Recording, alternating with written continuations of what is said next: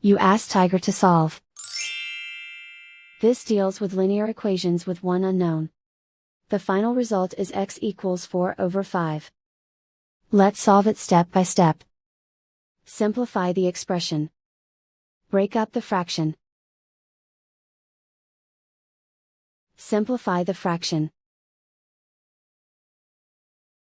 Find the greatest common factor of the numerator and denominator. Factor out and cancel the greatest common factor. Group all constants on the right side of the equation. Add 4 to both sides. Simplify the arithmetic.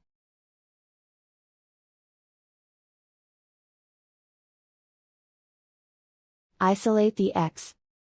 Divide both sides by 5.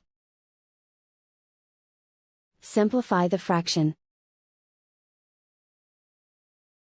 And so the final result is x equals 4/5.